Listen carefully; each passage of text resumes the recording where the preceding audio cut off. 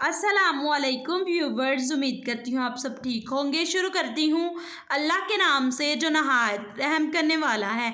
मेरा आज का टॉपिक है ज़िक्र। ज़िक्र के मायने है याद करना, और इस्लामी शरीयत में इससे मुराद अल्लाह ताला को याद करना है। कुरान मजीद की रोशनी में ज़िक्र की अहमियत कुछ इस तरह है। अल्लाह ताला ने इरशाद फरमाया, तुम मुझे याद करो, मैं तुम्हें याद करूँगा।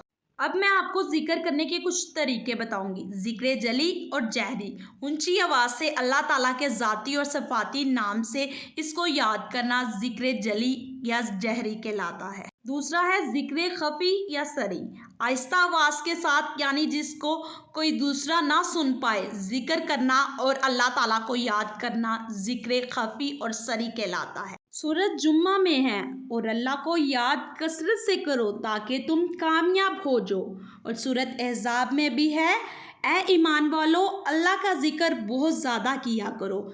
एक शख्स ने हजूर सल्लल्लाहु अलैहि वसल्लम से सवाल किया कि कौन सा अमल अफजल है, तो आप सल्लल्लाहु अलैहि वसल्लम ने फरमाया, जब तू दुनिया छोड़े तो तेरी ज़ुबान अल्लाह के जिक्र से तर हो। सुभान अल्लाह। रसूल सल्लल्लाहु अलैहि वसल्लम ने एक जगह और फरमाया, ऐ लोगों, जन्नत के बागों में सैर करो। लोगों ने अर्ज़ किया, जन्नत के बागात क्या हैं? तो आप सल्लल्लाहु अलैहि वसल्लम ने फरमाया, ज़िक्र की मजलिसें। मैं आपको ज़िक्र की इक़साम बताऊंगी। ज़िक्र की 3 इक़साम हैं, कल्बी ज़िक्र, लासानी ज़िक्र, अमली ज़िक्र। कल्बी ज़िक्र ये है कि दिल ही दिल में अल्लाह ताला को याद करना कल्बी ज़िक्र कहलाता है। इसे ज़िक्र खफ़ी भी कहा जाता है। लसानी ज़िक्र ये है कि ज़ुबान से अल्लाह को याद करना, ये ऊंची और धीमी दोनों आवाज़ों में हो सकता है।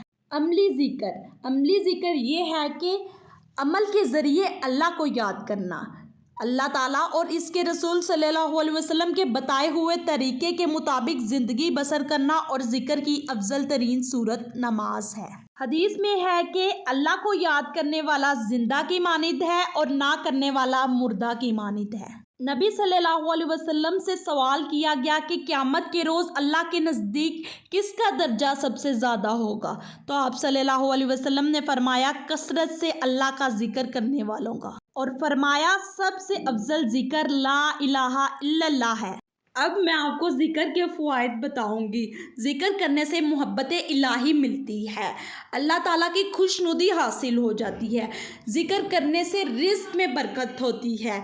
ज़िक्र करने से हमारी दुआएं कबूल होती हैं, हमें रूहानी सुकून मिलता है, और आखिरत में निजात भी हासिल हो जाती है अल्लाह ताला का ज़िक्र करने।